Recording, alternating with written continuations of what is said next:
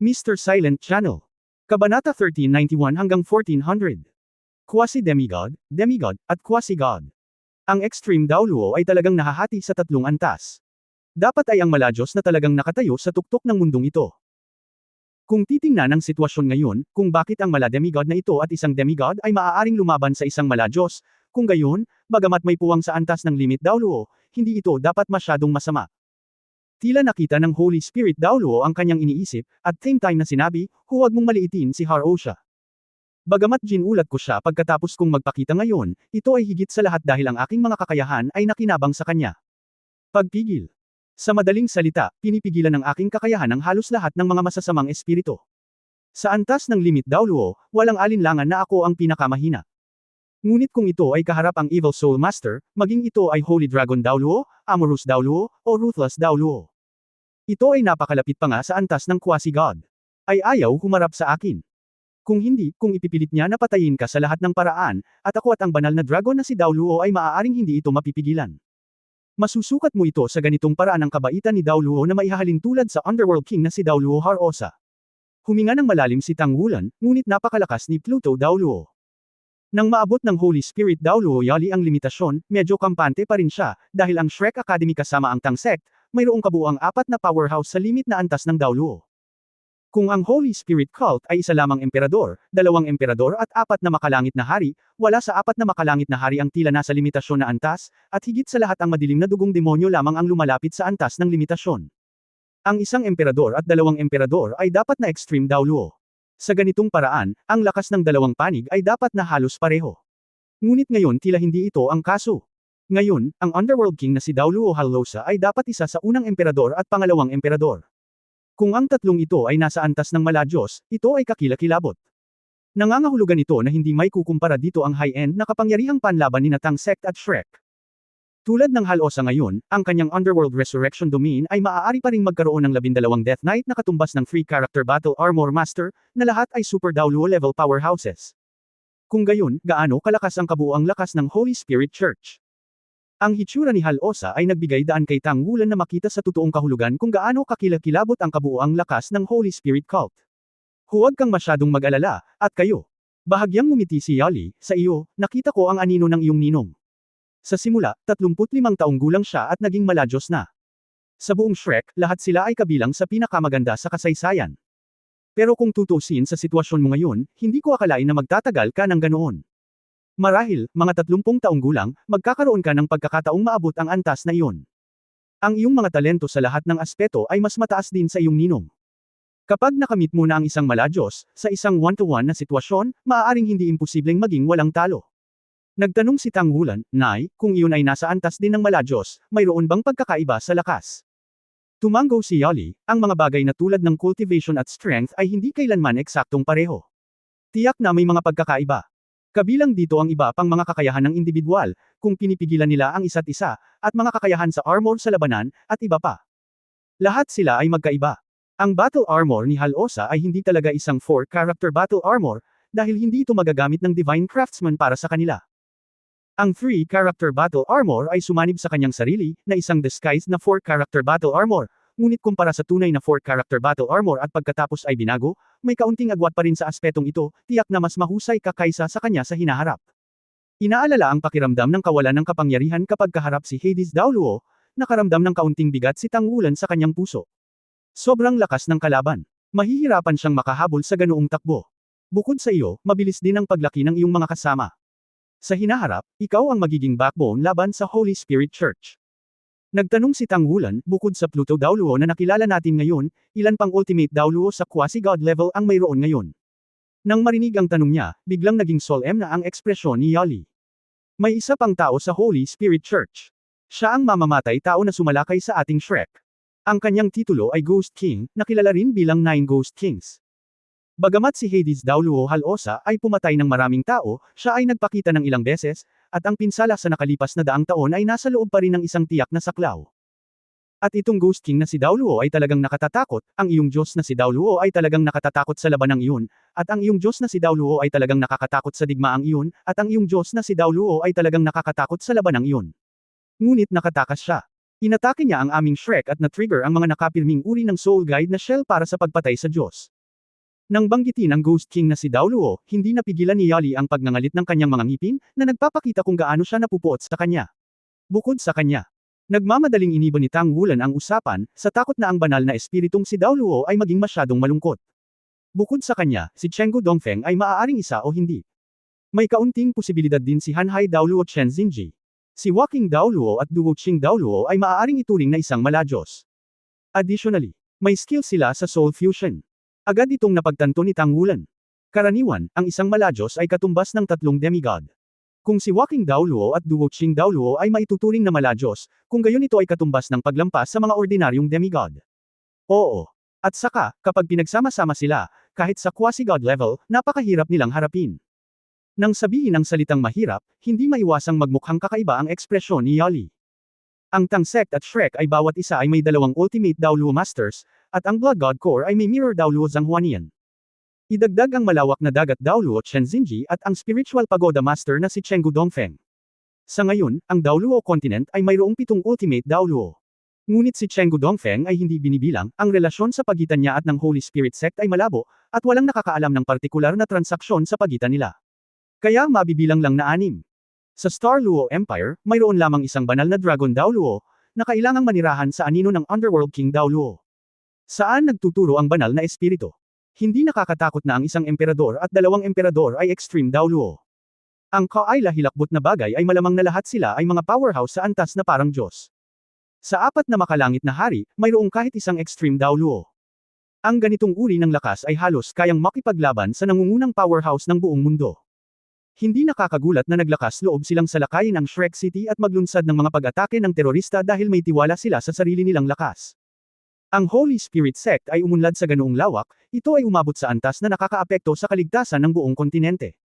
Kumunot ang noo ni Yali, si Pluto Daoluo Halosa ang halos pinakamalakas na tao.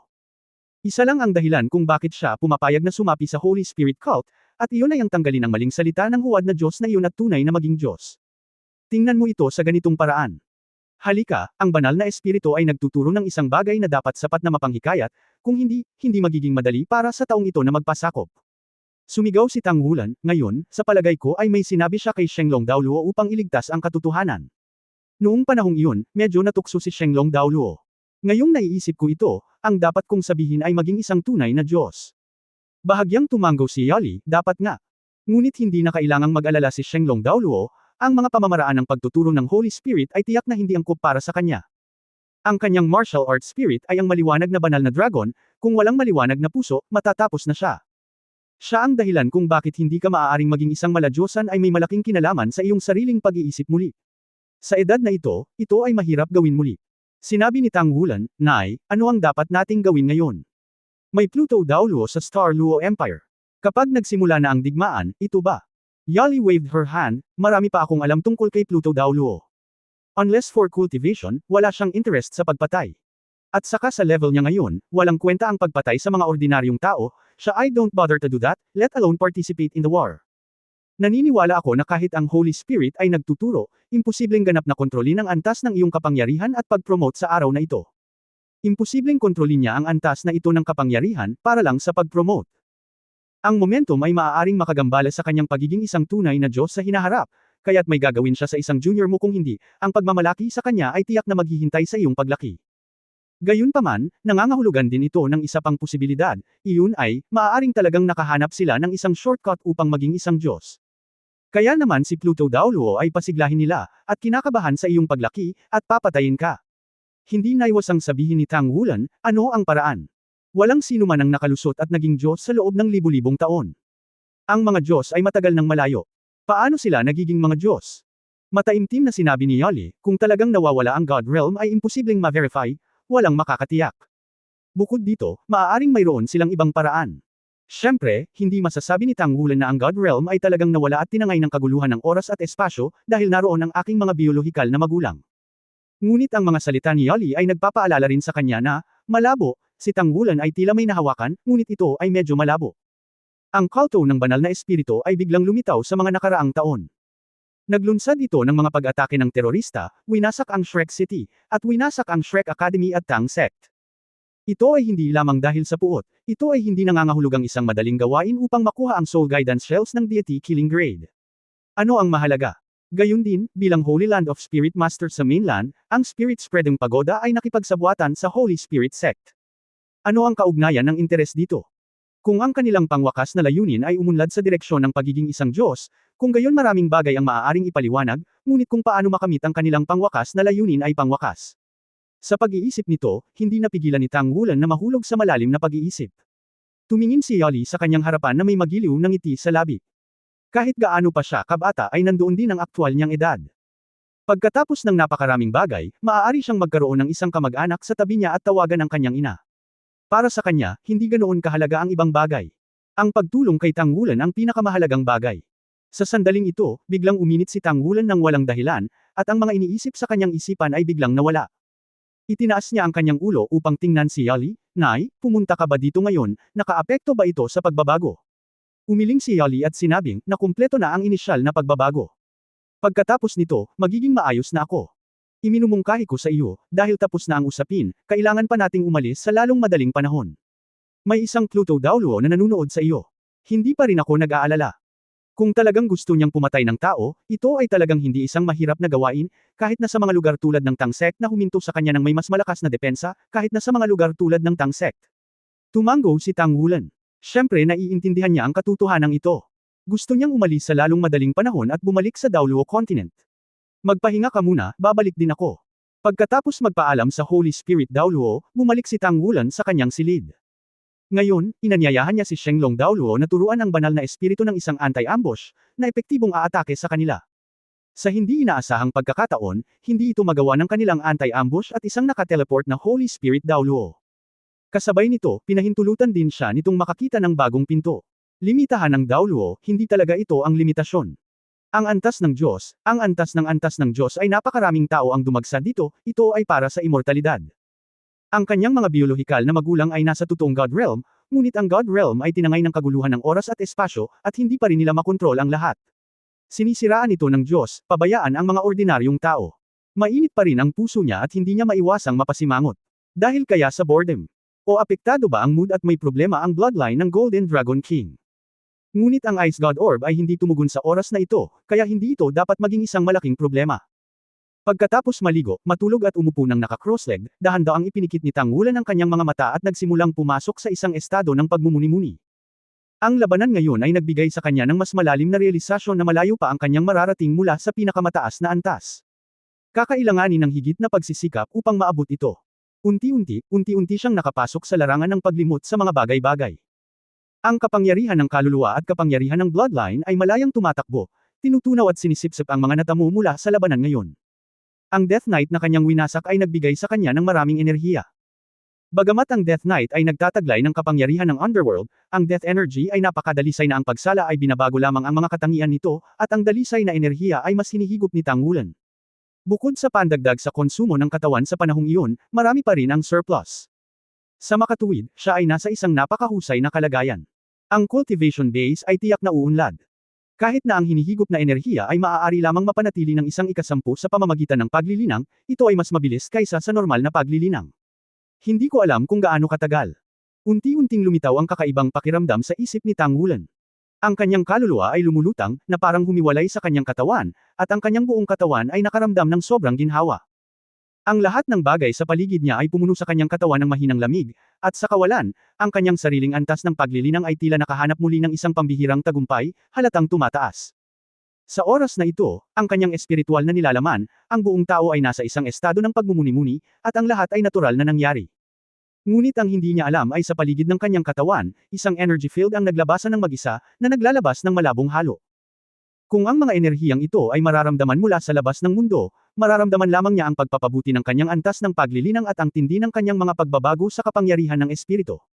Hindi maramdaman ang ibang bagay. Kahit na ang espiritual na kapangyarihan na ibinalot ni Yali dito ay mararamdaman lamang na si Tang Wulan ay gumawa ng panibagong tagumpay sa proseso ng paglilinang. Sa katunayan, sa ilalim niya, nagsimulang lumitaw ang mga bilog ng malabong pilak na halo.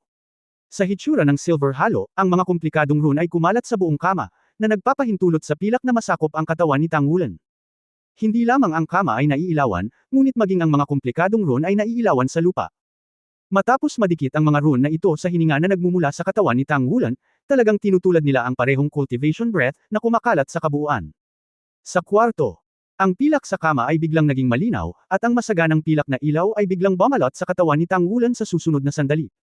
Sa pagkislap ng pilak na liwanag, nawala siya sa manipis na hangin. Si Yali ay nakaupo sa kama sa kanyang silid at tahimik na naglilinang, at ang hitsura ni Pluto Daoluo ay nagparamdam sa kanya ng pressure. Si Pluto Daoluo Halosa ay isang tunay na maladyos, at kahit na may iba pang maladyos, halos imposibleng malampasan siya ng kanyang cultivation base. Ang gayong makapangyarihang tao ay naging bahagi ng banal na espiritu. Paano tayo hindi mag-aalala Yali? Dapat siyang maging mas malakas para tulungan ang kanyang anak na labanan ng mga masasamang espiritu sa hinaharap. Huwag na huwag mong hahayaang maging Diyos ang Panginoon ng masamang espiritu, ito ang alam ni Yali sa kanyang puso. Dahil hanggat iniisip niya na ang masamang Panginoon ng kaluluwa ay magiging isang Diyos, mayroon siyang matinding takot. Nang maabot niya ang kanyang antas ng paglilinang, mayroon siyang kutob sa mahabang panahon. Walang pag-aalinlangan, kung ang Panginoon ng masamang espiritu ay magiging isang Diyos, tiyak na magdudulot ito ng kahihinatnan ng pagiging disgrasya. Hindi man lang niya naramdaman, sa kwartong katabi niya, na wala nang walang bakas ang magaling niyang anak sa mga sandaling ito. Napakaginhawa sa pakiramdam, at ang malambot na espiritong kapangyarihan ay kumalat sa buong katawan niya. Ang lahat ng init kanina ay tila naging bahagi ng kanyang sariling espiritong kapangyarihan. Ang cultivation base ay nagpatuloy sa pag-akyat, na parang bumabagsak sa isang maliit na balakid, na nagpapaginhawa sa kanyang buong katawan. Bagamat wala siya sa isang malalim na estado ng pagmumuni-muni, ganap pa rin siyang pumasok sa estado ng pagkalimot sa mga bagay at sa akin sa komportableng pakiramdam na ito.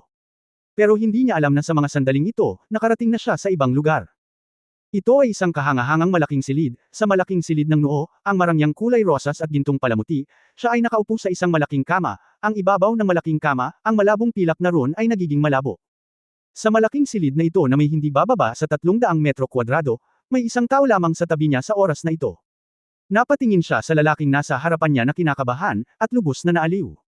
Ang unang hakbang ay natapos sa wakas.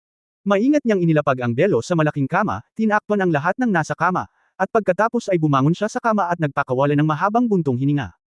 Papasok na sa kritikal na yugto ang planong bumili ng tiket pagkasakay sa bus. Ang kanyang mga mata ay mas maliwanag kaysa karaniwan, at walang pulbo sa mukha ni Kiao, ngunit sa oras na ito ay natatakpan siya ng isang layer ng pink, na hindi kapani-pani walang maislan. Itinaas niya ang kanyang mga kamay, hinawakan ang kanyang mainit na pisngi, tumalikod at sinulyapan ang belo sa kanyang likuran, saglit, lumakas ang hiya, Dai-Yuner, napakawalan GMO. Bagamat ganoon ang iniisip niya, hindi niya ito pinagsisihan. Kung hindi, paano ko siya makakasama? Ang unang nakakuha sa kanya, pagkatapos ay nakuha ang kanyang puso. Ito ang diskarte na itinakda ni Dai-Yuner para sa kanyang sarili. Kahit na matagal na niyang hindi nakakausap si Tang Wulan, alam na alam niya ang karakter nito. Siya ay nagkaroon ng isang malakas na pakiramdam ng responsibilidad at isang matatag na kalooban. Ito ay halos imposible na talagang nais na gawin siyang tulad ng kanyang sarili sa pamamagitan ng kanyang sariling pagtugis. Ang kanyang damdamin para kay Guyu ay napakalalim. Bagamat hindi siya sinundan ni Guyu sa pagkakataong ito at hindi alam kung ano ang nangyari, mahirap pa rin para sa kanya na makuha ang kanyang pabor. Gayunpaman, kung may nangyari talaga sa dalawang tao, naniniwala siya na makakahanap siya ng isang pambihirang tagumpay. Marami na siyang naisip na follow-up na pamamaraan.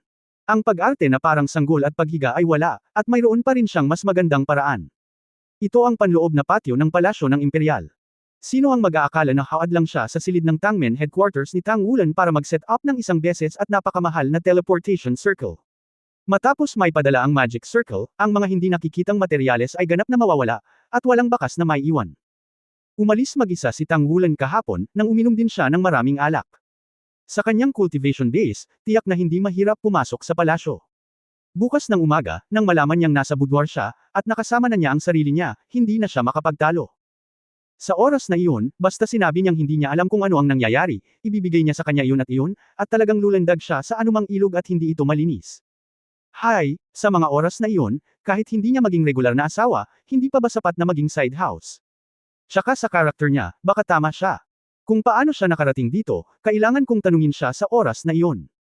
Ang eyeliner na nakaayos sa Tangmen ay pinanood siyang bumalik sa Tangmen gamit ang sarili niyang mga mata. Ito ang kanyang boudoir, paano mo ito masasabi ng malinaw? Para sa plano ngayon, hindi alam ni Dai-Yuner kung ilang simulation sa mga araw na ito, o kung gaano karaming pagsisikap ang ginugol. Halos kahit ang sarili niyang maliit na vault ay nawalan ng laman. Ang buong plano, bukod sa kanya, ay malinaw lamang sa kanyang ama. Ang pinakamahal ay ang pag-aayos ng Soul Guidance Array. Ang array na ito ay lubhang komplikado. Naayos na ito kasing aga ng desisyon ng limang Diyos. Upang hindi matuklasan ni Tang Wulan, maliit na bahagi lamang nito ang inaayos araw-araw. Hindi lamang dapat tiyakin ang epekto ng Magic Circle, ngunit hindi rin ito dapat matuklasan ng Tang Sect. Kung si Dai Yuner ay may mataas na katayuan sa Tang Sect, kasama ang katayuan ng isang prinsesa, at ang tulong ng ilang mga kaibigan, ito ay talagang mahirap. Gawin mo. Isinagawa niya ang aktwal na pag-aayos at pagpapatakbo ng bilog. Sa wakas, nagtagumpay ang keynote na ito ngayon. Gumawa siya ng ilang mga rebisyon sa buong plano, at upang matiyak na siya ay walang palya, nakiusap siya sa kanyang ama. Sa huli, sinang-ayunan ito ni Dai Tianling dahil sa pagsasaalang-alang ng pambansang interes. Kung hindi, may mga bagay na hindi niya makukuha. Halimbawa, ang baso ng alak na ininom ni Tang Wulan ngayon. Hindi yun isang tasa ng makamandag na alak. Hinding-hindi ito ibibigay ni Dai Yuner. Ito ay isang tonic na alak na binuo ng Imperial Research Institute. Ito ay may napakasimple at direktang epekto, na kung saan ay upang palakasin ang sariling pundasyon ng Master ng Kaluluwa at mapangalagaan ang kapangyarihan ng kaluluwa. Kahit nasa kasalukuyang cultivation base ni Tang Wulan, ang baso ng alak na iyon ay maaari ding itaas ang kanyang soul power cultivation base sa unang antas.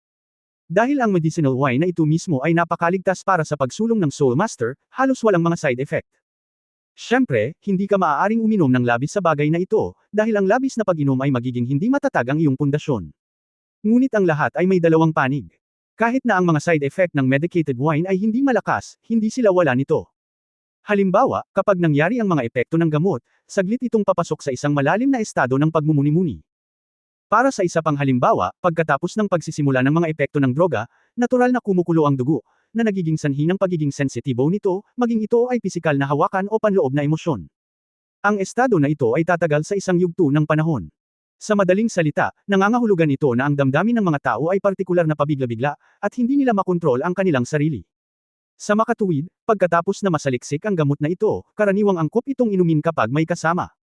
Kung hindi, ang mga side effect ay magiging mahirap pa rin. Sadyang tinalakay ni Dai Yuner ang mga tao sa Imperial Research Institute kung paano ginagamit ang mga gamot at kung anong uri ng mga epekto nito sa kung anong uri ng mga tao. Ang mga taong tulad ni Tang Wulan na sobrang pisikal ay magkakaroon ng mas malaking epekto. Kung ito ay kinuha lamang ng isang ordinaryong Soul Master, ang mga epekto at epekto ay magiging mas maliit. Dahil ang gamot mismo ay nagpapalusog sa katawan at nagpapasigla sa potensyal ng katawan. Kung mas malakas ang potensyal, mas mabuti ang epekto ng gamot. Katulad nito, ang mga side effect ng sensitivity ng katawan ay magiging mas malaki. Kinagat ni Biefang ang kanyang ibabang labi, pinigilan ni Dai Yuner ang kanyang panloob na pagkamahiyain, at ibinalik ang tingin sa belo sa kama. Malabo niyang narinig na ang paghinga ni Tang Wulan ay nagsimulang maging mabilis. Ang epekto ng gamot ay dapat na nagsimulang mangyari, at sa parehong oras na ang kapangyarihan ng kaluluwa ay tumaas at ang katawan ay pinasigla, ang mga epekto ay dapat magsimulang lumitaw. Sa oras na ito, si Tang Wulan ay hindi masyadong gising, ngunit ang kanyang pagiging sensitibo sa katawan ay napakataas. Sa pag-iisip na ito, ang magandang mukha ni Dai Yuner ay hindi maiwasang mamula-muli, tulad ng isang hinog na mansanas. Siya rin ay walang trabaho, at sa katunayan ay hindi alam kung ano ang gagawin. Ngunit nag-alinlangan lang siya saglit, at pagkatapos ay determinadong kinalas ang kanyang pijama. Bahagyang pinakalma ito ni Luo Shan, kinakagat ng kanyang mga ngipin ang kanyang ibabang labi, lumingon upang tingnan ang belo, at sa wakas, itinaas niya ang diaphragm at humiga sa kama. Sa kama, sa mabilis na paghinga, bahagyang namumula ang balat ni Tang Wulan, at ang buong katawan ay puno ng sigla. Ang malakas na panlalaking aura ay nagparamdam kay Dai Yuner na lasing, at ang kanyang magandang mukha ay biglang naging pula. Pagkatapos ay bigla niyang napagtanto ang isang problema. Hindi niya alam kung ano ang gagawin sa usaping ito sa pagitan ng mga lalaki at babae. Ang lahat ng mga nakaraang plano ay kung paano makuha si Tang Wulan at hayaan siyang kontrolin ito, ngunit pagdating sa aktwal na operasyon, si Dai Yuner ay medyo nalito.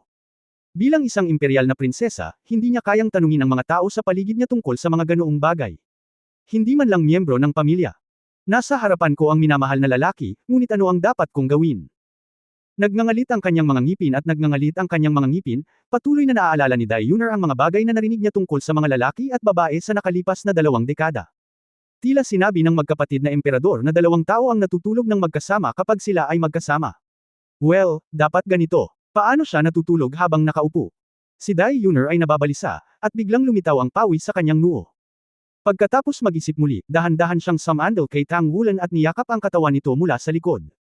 Huwag sabihin, ito ay talagang nagbago. Ang katawan ni Tang Wulan, na niyakap niya, ay kitang-kitang nanginginig, ang balat ng kanyang balat ay naging medyo namumula, at may bahagyang pagsingaw ng init sa kanyang katawan. Ang masculine aura ng lalaki ay agad na nagpabilis sa tibok ng puso ni Dai Yuner, at ang mga pagsabog ng kakaibang damdamin ay kumalat sa buong katawan niya.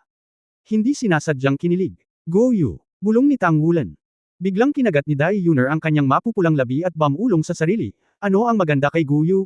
Wala siya sa tabi mo, at hindi ako ang nasa tabi mo ngayon. Medyo awkwardly, tinanggal niya ang butones ng shirt ni Tang Wulan. Ang mga bagay na ito na ganap na hindi pamilyar sa kanya ay talagang mahirap gawin sa oras na ito. Nang habarin niya ang sando ni Tang Wulan, pinagpapawisan na siya. Sa pagtingin sa mga solidong kalamnan sa katawan ni Tang Wulan, ang kanyang magandang mukha ay biglang naging mas pula, ngunit ang kanyang mga mata ay naging mas matigas at mas matigas. Akin ka. Sa pagkakataong ito, tiyak na hindi kita hahayaang iwan si Xing Luo. Sa sandaling ito, bigla niyang nakita ang pendant na suot ni Tang Wulan sa kanyang leeg. Isa itong white gold scale na medyo parang shell, na napakaganda sa leeg ni Tang Wulan. Ano ito? Hindi malay ni Dai Yuner na gustong hawakan ito. Biglang, isang malaking makapangyarihang kamay ang humawak sa kanyang palad, at pagkatapos ay nakita niya ang nakabukas na mga mata ni Tang Wulan. Kung titingnang mabuti, ang kanyang mga mata ay mas maganda, ngunit sa oras na ito, mayroong isang bahagyang pulang kulay sa mga mata, kasabay ng ilang mabigat na aura, na ikinagulat ng puso ni Dai Yuner, at isang bakas ng takot ang lumitaw sa kanyang puso. Nasaan ako? Medyo nahihirapang sabi ni Tang Wulan. Ang pagre-refresh at pagpapabuti sa pagsasanay ay nagdulot sa kanya ng malalim na estado ng pagmumuni-muni, ngunit nang magsimulang lumitaw ang mga side effect ng mga gamot sa katawan, ang mga butil ng yelo sa loob ng kaliskis ng Silver Dragon King sa dibdib ay nagsimulang magpakita ng lamig upang makipaglaban. Gayunpaman, ang gamot mismo ay hindi nakakalason, at walang dapat sabihin kay Tang Wulan. Sa makatuwid, kahit na ang mga side effect ay pinigilan sa isang tiyak na lawak, naapektuhan pa rin ito si Tang Wulan. Ang katawan ni Dai Yuner ay yumuko, at ang kamalayan ni Tang Wulan ay unti-unting nagising ng kanyang malambot at makinis na katawan.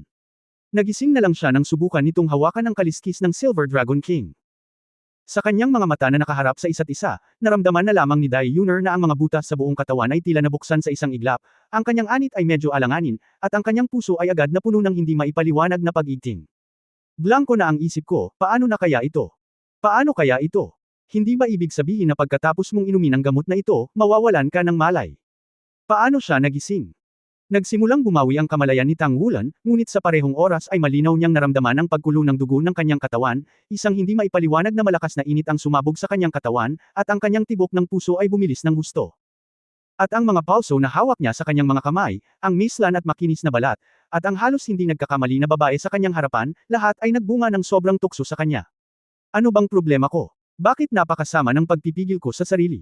Nang blanko ang isip ni Dai Yuner, ang sariling utak ni Tang Wulan ay magulo rin, at hindi niya maintindihan kung ano ang nangyayari. Napagtanto lamang ni Dai Yuner sa oras na ito na ang ilang mga bagay ay hindi kasing simple ng inaakala niya. Sa una, naisip niya na hanggat maaari niyang makuha si Tang Wulan at magdagdag ng epekto ng gamot, lahat ay natural na darating, tulad ng isang nobela. Gaya ng nakasulat dito. Ngunit sa totoo lang, nang talagang tumingin siya kay Tang Wulan ng harapan, kahit na gusto niya, gusto lang niyang maghanap ng tahi para makapasok. Ito ay masyadong kinakabahan at nakakahiya. Paano gawin? Paano gawin? Paano gawin? Naramdaman lang ni Dai Yuner na isa lang ang nasa puso niya sa oras na ito, at paulit-ulit niyang sinasabi sa sarili niya na mamamatay na ako. Ang espiritu ni Tang Wulan sa oras na ito ay medyo malabo din, tila may apoy na nag-aapoy sa kanyang mga mata, at ang eksena sa kanyang harapan ay nagsimulang maging malabo. Malinaw na nanunood pa rin si Dai Yuner sa mga nakaraang sandali, ngunit sa susunod na sandali, ang kanyang kamalayan ay medyo malabo, at ang init sa kanyang katawan ay tumataas, kahit na ito ay ang Ice God Orb, tila hindi ito mapipigilan, o ang Ice God Orb ay hindi ito pinigilan man lang. Sa harap ko, naguguluhan ako, parang nakita ko na yung taong pinakamamahal ko. Go Yu! Blankong sabi ni Tang Wulan. Nang marinig ang pangalang ito, nanginginig si Dai Yuner, at agad siyang naging matino. Ang una niyang naramdaman ay mabisa pa rin ang gamot. Kung hindi titingin si Tang Wulan sa kanyang sarili at tatawagan ang pangalan. Kahit na ano, mamatay at mamatay. Sa pag-iisip nito, pinanghawakan niya ang mentalidad ng pagsuko at pagpapakain sa dragon, at sa sandaling nagngagat ang kanyang mga ngipin, sumandal siya at yamakap sa baywang ni Tang Wulan. Hindi niya alam kung ano ang susunod na gagawin, gayunpaman, binigay niya ito. Oo nga, si Tang Wulan ay malakas na pinasigla ng labas ng mundo, ang kanyang katawan ay biglang nanginig, at ang dugong umaagos sa kanyang katawan ay muling tumaas. Tulad ng hinatulan ni Dai Yuner, ito ay dahil ang sariling dugo ni Tang Wulan ay masyadong masigla, at dahil sa inspirasyon ng gamot na ito, ang epekto ay mas malakas kaysa sa mga ordinaryong tao. Hindi ko alam kung ilang beses. Habang umuungal siya na parang isang mababang dagandong ng dragon, hindi niya namamalayan na hinawakan si Dai Yuner sa kanyang mga braso at hinawakan ang balat nito. Naramdaman na lang ni Tang Wulan na sasabog na ang buong katawan niya, at kailangan niya ng catharsis point ng medallion. Pumikit si Dai Yuner. Bagamat siya ay kinakabahan sa mga oras na ito, hindi niya sinasadya na lumiit. Pagkatapos ng lahat, si Tang Wulan ay si Tang Wulan. Bagamat pinakulo na ng gamot ang kanyang dugo hanggang sa tuktok sa oras na ito, ang malakas na stimulus ay naging dahilan upang bahagyang magbago ang kanyang espiritu. Sinamantala niya ang pagkakataong kagati ng dulo ng dila at medyo nagising. Biglang itinulak si Dai Yuner sa kanyang mga bisig, umungal siya, hindi ikaw si Guo Yu. Hindi man niya makilala kung sino ang nasa harapan niya, ngunit nakakasigurado siyang hindi siya ang mahal niya sa kanyang mga bisig. Nang itulak niya si Dai Yuner sa kama, lumitaw ang isang hindi maipaliwanag na kalungkutan. Sa sandaling ito, siya pa rin ang nasa puso niya. Hindi niya ba talaga ako gusto? Sa sandaling ito, biglang nagningning ng maliwanag ang puting gintong Silver Dragon King na kaliski sa leeg ni Tang Wulan. Isang hininga ng lamig ang lumiwanag mula sa loob, pinasigla ng mga kaliskis ng Silver Dragon King, ito ay ang hininga ng Ice God Pearl. Tila nabuhusan ng tubig na yelo si Tang Wulan, at bigla siyang naging matino. Sa sandaling ito, ang liwanag at anino ay kumikislap, at isang napakapamilyar na figure ang lumitaw sa kanyang harapan, na may mahabang pilak puting buhok na malambot na nakalaylay, at malalaking lilang mga mata na kasing linaw at maliwanag na tulad ng ametista. Sa sandaling itinaas niya ang kanyang kamay, pinigilan niya si Dai Yuner, na natarante sa tabi niya. Hindi man lang nakita ni Dai Yuner kung sino ang darating, kaya nawalan siya ng kontrol sa kanyang katawan, at pagkatapos ay umiikot ang langit, at ang paligid ay naging kadiliman. Nakita lamang ni Tang Wulan na si Dai Yuner ay direktang idiniin sa ilalim ng kama sa ilalim ng gabay ng isang alon ng kapangyarihan ng kaluluwa. Pagtingin sa kaharap niya ay muling nanlabo ang kanyang mga mata, na orihinal na pinipigilan ang nakakapasong tubig na yelo sa katawan, ngunit sa mga oras na ito ay parang dinagdag na panggatong, na nagpapasigla sa mainit na apoy. Sobrang init, sobrang init. Nagulat si Gu Yan nang tumingin siya kay Tang Wulan sa harap niya. Naramdaman niya na ang mood ni Tang Wulan ay marahas na nag-iba-iba at kahit na naramdaman niyang mapanganib sa pamamagitan ng kaliskis ng Silver Dragon King. Pero hindi ko inaasahan na makikita ko agad ang ganoong eksena pagdating ko. Ang una niyang naramdaman ay nahihiya at nagagalit, at hindi niya akalain na magkakasundo talaga si Tang Wulan kay Dai Yuner. Gayunpaman, nang maramdaman niya ang pagbabago sa hininga ni Tang Wulan, agad niyang napagtanto na may mali. Siguradong wala sa normal na estado si Tang Wulan.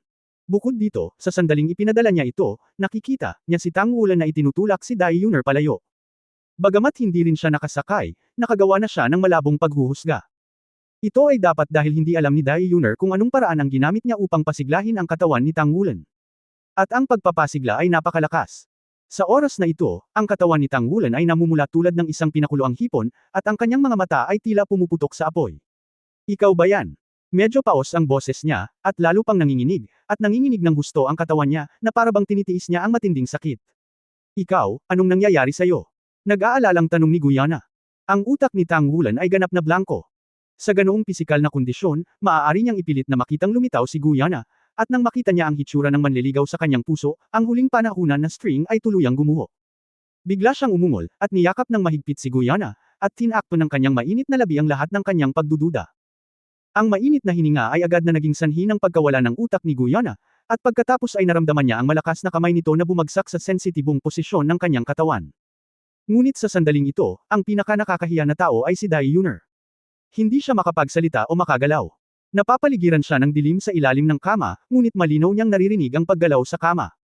No way. Sila. Sino kaya yun? Hindi niya nakita kung sino iyon, ngunit malabo niyang naramdaman na babae ito. Ngunit narinig niya ang sinabi ni Tang Wulan, maaaring si Guyu iyon. Nandyan siya. Sa ilang sandali, nahihiya at inis lang ang naramdaman ni Dai Yuner. Nakakahiya, minsan lang siya nakatagpo ng ganito sa buhay niya. Pagkatapos ng maikling panahon ng catamaran, kinailangan ni Guyana na hawakan ang katawan ni Tang Wulan gamit ang kanyang backhand, hindi. Kung may nangyari talaga, stimulated by my breath, baka magising ulit ang hininga ng Golden Dragon King. Kung ganoon, siya ay nasa panganib. Sa pag-iisip nito, atubiling itinaas niya ang kanyang kamay at idiniin ang kaliskis ng Silver Dragon King sa leeg ni Tang Wulan, at tinurok ang kanyang soul power upang pasiglahin ang hininga ng Ice God Orb para pigilan ang excitement ni Tang Wulan sa oras na ito. Gayunpaman, sa lalong madaling panahon natuklasan niya na ang lahat ng ito ay walang kabuluhan. Ang hininga ng Ice God Orb ay talagang lumitaw, ngunit sa estado ni Tang Wulan sa oras na ito ay tulad ng pagdaragdag ng panggatong sa apoy. Ang gamot na ininom ni Tang Wulan ay isang gamot na pampulakas, at hindi ito nakapinsala sa kanyang sarili, ngunit ito ay lubhang kapakipakinabang. Ang Ice God Pearl ay may tiyak na pakiramdam ng sarili, at kapag hindi niya maramdaman ang banta, limitado ang hiningang mailalabas niya. Bilang karagdagan, ang kumukulong chi at pagbabago-bago ng dugo ni Tang Wulan ay umabot na sa isang matinding halaga sa oras na ito, na hindi kayang pigilan ng Ice God Orb. Nanlamig lang si Guyana, at ang mga damit sa kanyang katawan ay pinunit na ni Tang Wulan. Nanginginig siya nang maramdaman ang nakakapasong malalaking kamay na parang panghinang na patuloy na hinihingi sa kanyang katawan. Dahil sa matinding pagpapasigla, unti-unting nawawalan ng kontrol ang kanyang emosyon. Iba ito sa sitwasyon pagkatapos ng Blood Dragon transformation ni Tang Wulan.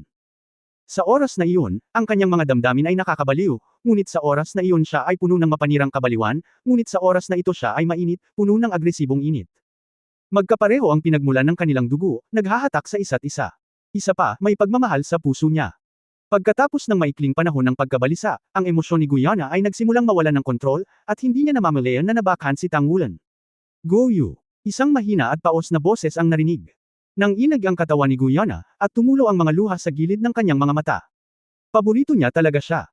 Punong-puno na ng luha ang mga mata ni Guyana, ngunit niyakap pa rin niya ito ng mahigpit, sumisigaw mula sa kaibuturan ng kanyang puso, tanga, nagdadalawang isip ka pa bang gumising? Alam ko, nakabawi ka na. Kaya lang ayaw mong tanggapin ang katotohanan. Pero, ngayon, payag ka bang payagan ako kahit na ito? Kahit na gusto mo, ayoko na. Sa isang iglap, lumiwanag ang lilang mga mata ni Guyana, at sa kaibuturan ng kanyang mga mata, tila may dalawang pilak na puyaw ng tubig na lumilitaw, na nilalamon ang lahat sa paligid. Sa pilak na puyaw ng tubig, tila nagkaroon ng hindi mabilang na mga pagbabago sa emosyon. Isang mahinang buntong hininga ang narinig, bahagyang nagbago ang ekspresyon ng kanyang mga mata, at tila may kakaibang pagbabago. Ang likas na ugali ng tao at ang flexible at magandang katawan sa kanyang mga bisig ay matagal nang wala sa kontrol ni Tang Wulan, at lahat ng mga hadlang ay nakalaya mula sa mga tanikala sa ilalim ng kanyang mga pagsisikap. Espada at sapatos, naramdaman ni Jiaoshu ang mainit na paglapit sa panginginig. Kaibigan ko. Gumagawa si Guyana ng nanginginig na boses, at sinabayan ng mahinang ungol, kakaibang pagbabago ang lumitaw sa kanilang dalawa ng sabay. Lumitaw sa katawan ni Tang Wulan ang malagintong kaliskis na mga reticulated lines, at ang silver scale-like reticulated lines ay lumabas sa Guyana ng sabay. Niyakap nila ang isa't isa ng mahigpit, at ang dobleng kulay na liwanag ng ginto at pilak ay bumangon at naging halo ng siyam na kulay, tulad ng isang malaking kakon, na bumabalot sa kanila. Nagkaroon ng malakas at mabilis na impact, na unti-unting naging malakas na whiz. Sa ilalim ng saklaw ng siyam na kulay na liwanag, isang pares ng magkasintahan sa wakas ay muling nagkita sa sitwasyong ito. Ang mainit na kapangyarihang panggamot ay unti-unting nawala, na naging sanhi ng paghahalo ng hininga ng Golden at Silver Dragon King sa isa't isa, at ang kanilang mga kaluluwa at katawan ay umaakyat sa siyam na kulay na halo, at pagkatapos ay umakyat muli. Isang gabi, wala. Para sa ilang mga tao, walang tulog. Kamahalan. Tahimik na lumitaw ang isang figure sa tabi ni Emperor Dai Tianling ng Star Luo Empire, yumuyuko bilang pagpupugay. Tumingin si Dai Tianling sa maliwanag na langit sa labas, nakasimangot, hindi pa ba tapos? Medyo naging kakaiba ang ekspresyon ng tao, at tumanggaw siya ng mahina, parang oo nga. Bilang lubos na pinagkakatiwalaan ng kamahalan na ito, siya ang taong pinakapinagkakatiwalaan ni Dai Tianling, ngunit sa pagkakataong ito, maging siya. Medyo kakaiba ang pakiramdam. Biglang naging kakaiba ang ekspresyon ng mukha ni Dai Tianling, medyo masyadong mahaba ang oras na ito, paano makakayanan ni Yuner? Maraming galaw. Tumanggo ang lalaki, hindi pa rin maliit. Pero huwag kang mag-alala, hinayaan ko na ang mga tao na layuan ako, at walang makakarinig. Ang ekspresyon sa mukha ni Dai Tianling ay naging lubhang kakaiba. Nagawa niya ang ganoong bagay sa unang pagkakataon sa kanyang buhay. Sa pag-iisip tungkol sa aking anak na babae na una pa lamang, bilang isang ama, saglit na halo-halong ang aking naramdaman, nais kong punitin ng buhay ang mabahong batang lalaki at huwag bitawan ang kanyang pagkamuhi, ngunit sa parehong oras ay medyo gamaan ang aking pakiramdam. Sa wakas, nagtagumpay ito. Katawan lang ng bata, imposible bang matalo sila ng bakal? Magdamag na. Si Tang Wulan ay hindi pa nakaramdam ng ganito kasaya ngayon. Mula nang umalis ang kanyang mga magulang noong siya ay 10 taong gulang, ang tanging taong nakadama ng ganoong kasiyahan ay nang sa wakas ay pumayag si Guyu na makasama siya sa si God Fate Blind Date. Ngunit iba pa rin ito sa panahong ito. Sa pagkakataong ito ay hindi lamang tungkol sa mood, kundi pati na rin sa katawan. Sa kalagitnaan ng gabi, unti-unti siyang nagising mula sa epekto ng droga, ngunit ang eksenang nasa harapan niya ay patuloy pa rin sa pagtalsik ng kanyang dugo. Nasa harap niya mismo ang katawan ni Jade na si Chen Heng, hindi niya alam kung bakit kasama niya si Guyana, pero ayaw niyang malaman kung bakit. Sa sandaling ito, umaasa na lamang siyang maipagpatuloy ang kaligayahang ito. Ang mas ikinagulat niya ay iba ang hininga nito. Bagamat ang hitsura ay eksaktong kapareho ng dati, ang banayad na pagbabago sa kanyang boses at ang tingin sa kanyang mga mata ay iba sa mga mata ni Guyana noon. Siya ito ay siya, ito ay ang kanyang likod. Si Tang Wulan, na nakarating na sa espiritual na kaharian, ay lubos na nakatitiyak na ang taong nasa kanyang mga bisig ang siyang naghahangad at umaasang makabalik sa kanya ng higit sa kanyang puso. Ito na ang kaso, ano ang iyong mga alalahanin? Higit pa rito, ang mga taong nasa ilalim niya ay tila binitawan ang lahat ng kanilang pagpigil, binuksan ang lahat ng mga tanikala, at sabik na humingi. Napapaligiran ng kakaibang siyam na kulay na halo, na sumasalamin sa kanilang mga katawan, ang kanilang mga emosyon ay hindi nawalan ng kontrol, at ang selyo ng Golden Dragon King ay hindi nabuksan dahil dito. Sa kabaligtaran, si Tang Wulan mismo ay naging tahimik at napakalawak sa ilalim ng impluwensya ng hininga ni Guyana, at lahat ng negatibong emosyon ay tila nailabas sa pinakamasayang bagay sa buhay. Kaya, ang isang lalaki ay dapat na mayroong isang babae sa paligid niya. Malalim itong naramdaman ni Tang Wulan. Niyakap niya ito ng mahigpit at naramdaman ang temperatura nito. Ang kanilang mga katawan ay ibang-iba sa mga ordinaryong tao, at hindi sila tumitigil magdamag. Huminga siya ng mahabang buntong hininga, kahit si Tang Wulan mismo ay hindi alam kung ilang beses ito ang unang beses na tumigil ang mga ulap at ulan, ngunit naramdaman niya ang pagpasok ng sikat ng araw mula sa labas ng bintana. Niyakap niya ng mahigpit ang katawan nito, laging ayaw makipaghiwalay. Guyu. Bulong niya sa tenga niya. Oo. Marahan na sumangot si Guyu, nakapikit ng mariin ang kanyang mga mata, at namumula ang magandang mukha. Mahal kita. Marahang hinalikan ni Tang Wulan ang kanyang mga labi. Sa wakas ay iminulat ni Guyana ang kanyang mga mata, inihayag ang kaakit-akit na mga lilang mata. Matalim niyang tinitigan si Tang Wulan na nasa harapan niya, na parang gusto niyang maalala at itatak ang lahat tungkol sa kanya sa kaibuturan ng kanyang kaluluwa, at mahinang sinabi, mahal din kita. Niyakap ng mahigpit ni Tang Wulan ang kanyang malambot na katawan, at muling pumipintig ang kanyang katawan. Bahagyang sumimangot si Guyana, at nanginginig ang puso ni Tang Wulan habang pinagmamasdan niya, I'm sorry, Marahang umiling si Guyana at niyakap siya ng mahigpit, ito ang Xingluo Imperial Palace, dapat tayong pumunta. Saglit na natigilan si Tang Wulan, saka lang napagtanto kung nasaan sila. Sabik siyang umatras ng bahagya, at nang tumingala siya, naging halo ang kanyang nakita na parang totoo. Tamad na itinaas ni Guyana ang kanyang kamay, at marahang hinawakan ang halo, habang kasabay nito, dumura ng siyam na kulay na butil mula sa kanyang bibig. Biglang, tila nagkaroon ng puyo ng tubig sa paligid ng butil, winalis ang lahat ng siyam na kulay na sinag ng liwanag sa labas, at ibinuhos sa kanya at sa katawan ni Tang Wulan ayon sa pagkakasunod-sunod. Naramdaman lamang ni Tang Wulan na ang isang pagsabog ng masigla at mayamang enerhiya ay damaloy sa kanyang katawan, ang kanyang dugo ay nahugasan, ang kanyang kaluluwa ay dinalisay, at ang kanyang kapangyarihan sa kaluluwa ay lumakas na parang isang blowout. Sa kanya at kay Guyana, isang layer ng siyam na kulay na halos ang lumabas sa ibabaw ng kanilang mga katawan, at unti-unting lumitaw ang mga kaliskis, na tumatakip sa kanilang mga inosenteng katawan. Ginalaw-galaw ni Guyana ang kanyang puwitan, at sa wakas ay humiwalay sa kanya sa isang mahinang ungol, na bahagyang nahihiya. Sa oras na ito, medyo naramdaman ni Tang Wulan ang kanyang naramdaman ng makumplito nila ni Guyana ang Dragon God Transformation, ngunit ang pagkakaiba ay sa pagkakataong ito ay tila hindi ito pagtaas, ngunit isang tunay na pagpapabuti sa paglilinang. Tumayo si Guyana at Ulong, umalis muna tayo dito. Tulad ng sinabi niya, ang pilak na liwanag sa paligid ng kanyang katawan ay kumikislap, at ang elemento ng kalawakan ay lumulubog. Sabay taas ng kamay niya at idiniin sa ilalim ng kama, isang silver light ang kumislap, at sabay na nawala ang dalawa sa kama. May mahinang ugong mula sa ilalim ng kama, at pagkaraan ng ilang sandali, gumapang si Dai Yuner mula sa kama. Bilang kanyang palasyo, kahit sa ilalim ng kama, ito ay natural na balingkinitan at maalikabok. Gayunpaman, sa oras na ito, mayroon siyang dalawang malaking madilim na bilog sa ilalim ng kanyang mga mata, at ang ekspresyon sa kanyang mukha ay naging lubhang kakaiba, kahit na may kaunting takot. Bulong sa sarili, hindi tao, hindi sila tao. Ako, ayoko na sa kanya. Hindi naman sa ayaw ko sa kanya, pero hindi ako naglalakas loob na magustuhan ito. Sa pag-alala sa nagpapainit na unos, ng gabi kahapon, hindi niya napigil ang kiligin. Pagtingin sa mas mahina niyang katawan, hindi niya akalaing kakayanin niya ito. Tao ba talaga ang lalaking iyon? Sa pagtingin sa gulo sa kama, isa lang ang nararamdaman ni Dai Yuner sa oras na ito, gusto niyang umiyak ng walang luha. Siya ay masyadong matalino upang magtrabaho ng gusto, ngunit naging damit pang kasal ng iba. Gustong-gusto niyang tamaan ang ulo hanggang mamatay sa mga oras na ito. Pero at the same time, may matinding takot din sa puso ko. Kung ang pangunahing tauhang babae kagabi ay papalitan ko, mabubuhay kaya ang kasalukuyang ako? No wonder siya lang ang nagustuhan niya, hindi sila tao o tao. Ang pilak na liwanag ay kumikislap, at nang siya ay muling lumitaw, si Tang Wulan ay nagulat nang malaman na siya at si Guyana ay nakarating na sa isang kagubatan. Pareho silang may kaliskis ng dragon na nagkatikip sa kanilang mga katawan, na nagkatikip sa kanilang buong katawan. Ito ang unang pagkakataon na nakita niya ang mga kaliskis ng pilak na dragon sa katawan ni Guyana, ngunit ang magandang poster ay iginuhit pa rin ng isang gumagalaw na kurba. Bagamat nagkaroon ng isang gabi ng kagalakan, si Tang Wulan ay agad na tila nag-alab muli ang kanyang dugo. Subconsciously niyakap niya ang balingkinitang baywang nito. Guyu. Nagulat si Guyu nang maramdaman niya ang kanyang nakakapasong hininga, ang kanyang magandang mukha ay namula at sinabing, hindi ka pa ba sapat? Hindi sapat para sa isang buhay. Bilang isang junior brother, paanong hindi siya magagalaw pagkatapos maranasan ang kagandahang ito ngayon lang? Bahagya siyang sinuntok ni Guyana, bakit kasama mo si Dai Yuner? Saglit na natigilan si Tang Wulan, at pagkatapos ay naalala niya ang kagabi, nakasimangot, hindi ko alam.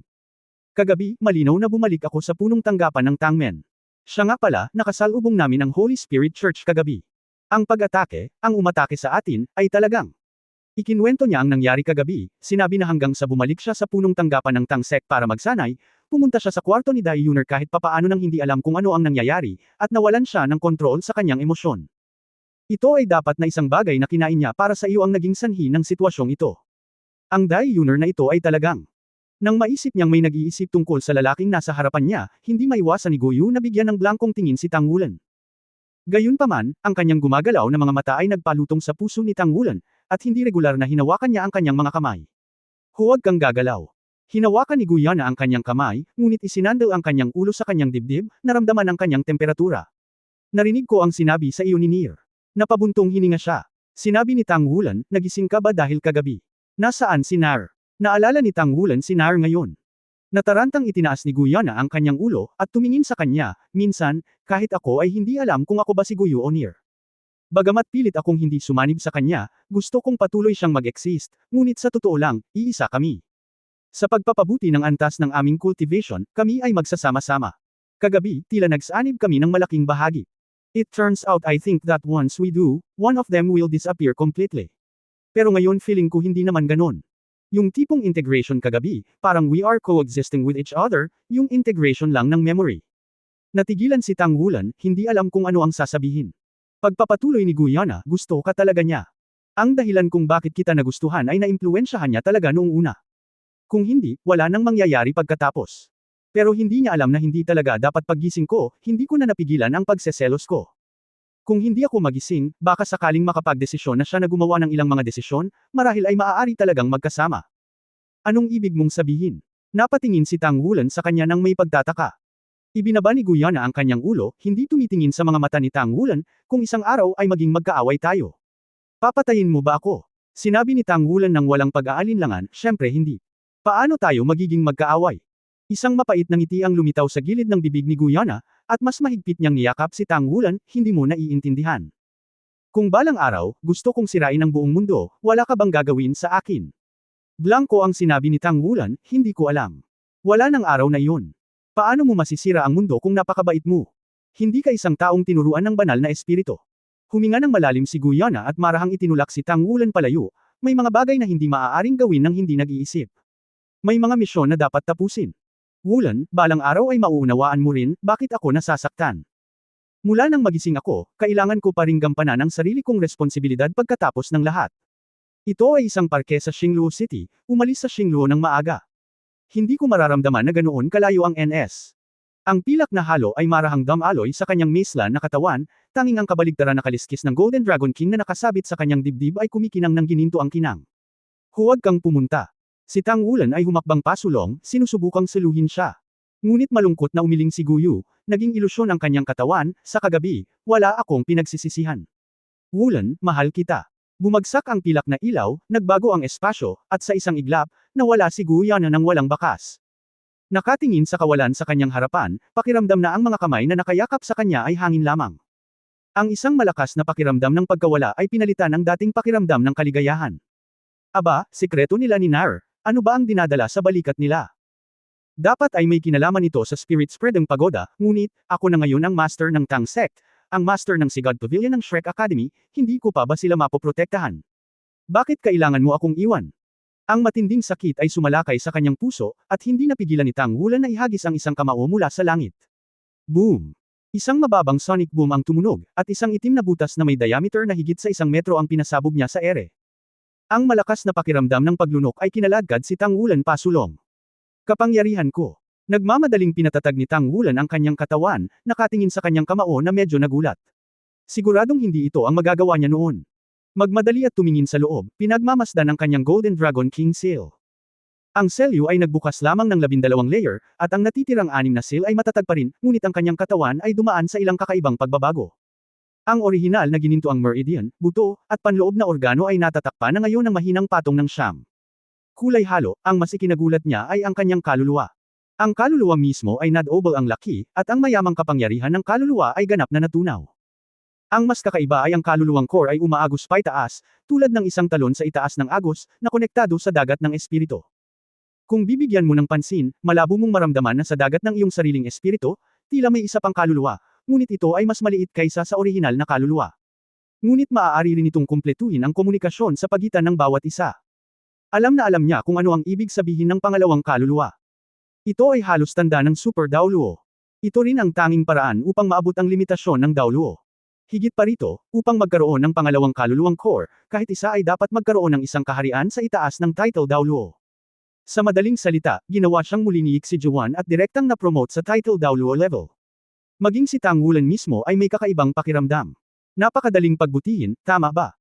Kahit na napakabilis na ng kanyang kasalukuyang cultivation, alam din niya na dapat niyang maabot ang antas ng title Daoluo kahit man lang sa loob ng 2 taon o higit pa, at kasabay nito ay makamit ang matatag na pundasyon. Ngunit ngayon ang hindi maipaliwanag ay nakumpleto na, hindi banggitin ang matibay na pundasyon, hindi lahat ng title Daoluo ay maaaring magkaroon ng pangalawang kaluluwa core, kahit na ito ay isang paunang anyo lamang, ito ay nakakatakot. Ang pagkakaroon ng pangalawang soul core ay nangangahulugan na hindi siya magkakaroon ng anumang cultivation bottleneck hanggang hindi bababa sa level 95.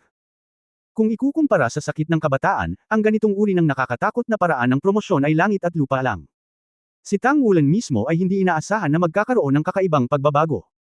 Nakatayo sa pwesto, nakatayo doon saglit, sinigurado kong hindi ako nananaginip at totoo ang lahat ng nangyari noon. Ang puso ni Tang Wulan ay unti-unting kumalma. Guyana, tiyak na may tinatagong sikreto sa kanya. Palagi niyang iniisip na nag-aalala siya na hindi siya nito mapoprotektahan at may isang bagay na maaaring magbanta sa kanyang kaligtasan. Pero ngayon, parang hindi na dapat ganito. Lahat sila ay mayroon ng malaking lakas, at sa likod nila ay nakatayo ang Shrek Academy at Sliding Gate. Kahit nasa harap ng isang behemoth tulad ng Spirit Spreading Pagoda, at maging ang Holy Spirit Cult, ito ay walang kapangyarihan ng paglaban. Kung gusto niya, maaari siyang bumalik sa kanyang tabi. Bukod dito, kasama niya at sa kanyang kasalukuyang cultivation base, kung ang Dragon God Transformation ay isasagawa, kahit na humarap sa limit Daoluo, maaaring hindi ito imposibleng umatras, basta't ang limit Daoluo ay wala sa quasi-God level. Kaya, ano nga ba ang hindi niya masabi na pagtatago? Ito ay hindi napakadali upang malaman ito. Maaari lamang itong maging isang hakbang sa isang pagkakataon. Ngunit may isang bagay na mas determinado si Tang Wulan, at iyon ay ang palakasin ang sarili. Kapag naging mas malakas na siya, malulutas niya ang mga problema ni Guyana sa hinaharap kapag ang kanyang hindi masabi na pagtatago ay talagang lumabas. Ang sakit sa kanyang puso ay unti-unting naghilom, at siya ay kaakit-akit na nakakabit sa kanyang puso. Kagabi, para sa kanya, napakagandang gabi talaga. At naintindihan din niya ang layunin ni Dai Yuner na mabawi siya. Hindi talaga niya kinaya ang anumang galit sa prinsesa na ito. Higit pa rito, dahil mismo sa kanyang pag-uugali ay natupad sila ni Guyana. Kung hindi, hindi pa niya alam kung kailan niya makikita ang kanyang minamahal. Kung magbabalik tanaw ngayon, kakaiba talaga. Madaling araw na, at wala ako sa punong tanggapan ng Tang Sect, natatakot akong mabalisa si Godmother, kaya bumalik tayo at pag-usapan muna ito. Kumuha ng isang piraso ng malinis na damit mula sa kanyang storage soul guide, lumabas si Tang Wulan sa parke. Matapos matukoy ang direksyon, nagmamadali siyang bumalik sa punong tanggapan ng Tangmen. Pagkapasok niya sa tarangkahan ng punong tanggapan, kumislap ang liwanag sa kanyang harapan, at isang nag-aalalang banal na espiritong Daoluo ang lumitaw sa kanyang harapan. Nanay! Nagmamadaling tumawag si Tang Wulan. Tumingin sa kanya ang Holy Spirit Daoluo pataas at pababa, ang kanyang mga mata ay biglang nagpakita ng pagtataka, ano ang ginawa mo? Bakit pakiramdam ko na sublimate muli ang iyong hininga? Ang cultivation base ay na-promote pa lamang sa may titulong Daoluo level. Ang pinagkaiba lang ay ang spirit ring, ang mental power ni Tang Wulan ay hindi pa ganap na nakakaangkop sa cover-up ng kanyang cultivation base. Medyo awkward ang ekspresyon, Nay, balik tayo at mag-usap. Nakita ng banal na espiritu na si Daoluo na siya ay hindi masabi, at hindi na nagtanong pa, hinayla siya pabalik sa kanyang silid. Sobrang sabik ako. Kaninang umaga, kumatok si XCXC sa pinto mo, pero pagpasok mo, nakita mong wala ka. Dalawa lang ang soul guidance formations, at pati ang exploration ko ay naharang. Alam kong naaksidente ka. Buti na lang, bumalik ka ng ligtas, anong nangyari? Nagmamadaling tanong ng Holy Spirit Daoluo. Natahimik sandali si Tang Wulan, at nagpa siya na ipaliwanag ito sa kanyang sarili. Kailangan niya ng tutulong sa kanya sa pag-analisa ng sitwasyon ni Guyana ngayon. Nay, may gusto akong sabihin sa iyo. Tungkol sa akin at kay Guyu, nandyan si Nar. Ang banal na espiritu Daoluo ay higit sa 100 taong gulang at may maraming karanasan. Kailangang lumitaw si Tang Wulan sa Guyu at Nar. Tinulungan niya ang sarili niyang pag-aralan, at para sa ninang na ito, lubos din siyang nagtiwala. Nang wala siya, namatay siya kahapon sa kamay ni Haluosa, ang hari ng Hades. May kinalaman sa kanila ang pagkawala mo kagabi. Isang pagtataka ang lumitaw sa mga mata ni Yali. Napakamot si Tang Wulan sa kanyang ulo, ang kanyang ekspresyon ay medyo nahihiya. Ang pag-alis ay walang kinalaman sa kanila, ngunit pagkatapos ay mayroon silang gagawin. Makinig sa akin mula sa simula. Sa sandaling ito, nagsimula siyang makipag-usap tungkol kay Nar noong siya ay bata, at pinag-usapan kung paano niya nakilala si Nar at dinala si Nar sa bahay. Nang maglaon, nawala si Nar, umalis ang kanyang mga magulang, at pagkatapos kung paano siya pinahahalagahan ni Wu Zhangkong at kalaunan ay pumasok sa Shrek. Ang mga kwentong ito ng akademya ay eksaktong sinabi.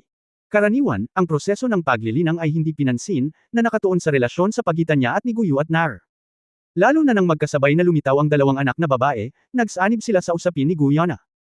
Habang mas narinig ito ng Holy Spirit Daoluo, lalo siyang natakot, nakatingin kay Tang Wulan, ang kanyang mukha ay puno ng hindi kapani-paniwalang mga ekspresyon.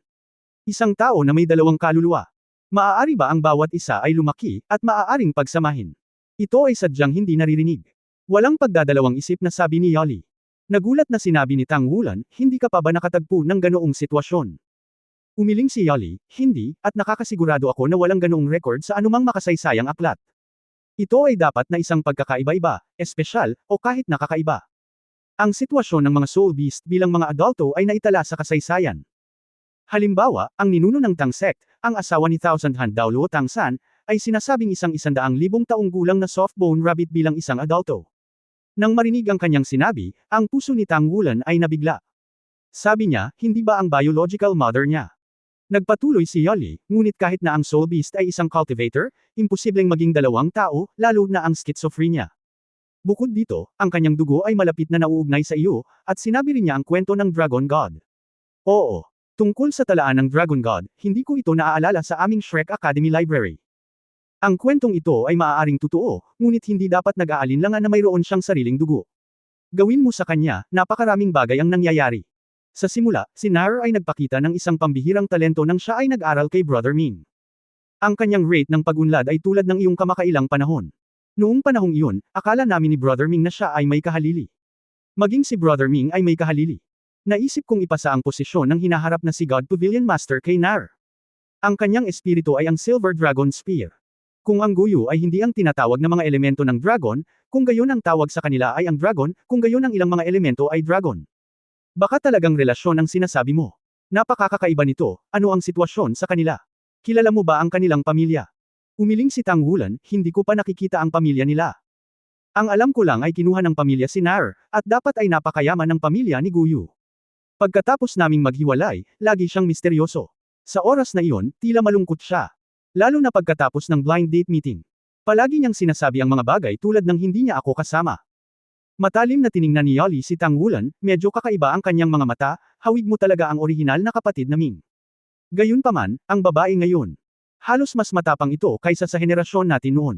Namula ang mukha ni Tang Wulan, Nay. Ngumiti si Yali, Poof, huwag mo nang masyadong isipin. I-analyze lang ni nanay ang bagay na ito para sa iyo. Una sa lahat, si Guyana, itong babaeng ito, ay hindi dapat maging malisyoso sa iyo, at totoo ito. Gusto kita. Kung hindi, hindi ko maibibigay ang sarili ko sa iyo. Bukod dito, dapat na mas malalim ang relasyon mo at siya. Kung hindi, hindi ko pa nabalitaan na ang relasyon sa pagitan ng lalaki at babae ay maaaring direktang maabot ang kaluluwa ng isang tao at babae. Dauluo mula sa kontra. With these 2 points, we basically be sure na kahit anong circumstances, wala siyang mali siya sa iyo at talagang gusto ka niya. Kung ano ang mga sikreto niya, maghihintay lang kami. Ngayon gusto namin alam kung mahirap. After I go back, I find a way to mobilize Tang sect's power to investigate her family. Baka may makuha ka pa. And you don't get something. And you don't get something. Paulit-ulit. Ano ang mas kailangan mong isipin tungkol sa pagliligtas sa iyong buhay kapag ikaw ay nasa problema? Sa pagsasalita tungkol dito, huminto si Yali, at tumingin kay Tang Wulan na may mahinang ngiti, Nanay, bilang isang taong dumaan, siguradong masasabi mo sa iyo. Para sa isang babae, kapag ibinigay niya sa kanya ang kanyang unang pagkakataon sa isang tao pagkatapos ng lalaki, kung gayon, ang kanyang saloobin sa lalaking ito, kung gayon, ang kanyang saloobin sa lalaking ito ay tiyak na magbabago. Mula sa liwanag hanggang sa alaala sa buhay, ang mas mahalaga ay ang mas mahalaga ang ibang tao kaysa sa kanyang sariling buhay. Sa kabuuan, sinasamantala mo ang mura. Nakatulala si Tang Wulan sa Holy Spirit Daoluo sa kanyang harapan, at sa wakas ay napagtanto niya na tinutukso ng kanyang ninang ang kanyang sarili. Hindi ko napigil ang tumawa at umiyak, Nay, paano mo ito ginagawa? Ako ay nalulumbay dito. Ngumiti si Yali at sinabing, anong nakakapanlumo? Inihagis ka ng isang prinsesa sa ilalim ng kama, at ibinigay sa iyo ng isang mabuting babae ang lahat ng kanyang sarili at tinulungan kang umangat sa antas ng title Daoluo. Bakit ka nalulumbay? Makakatakbo pa ba siya?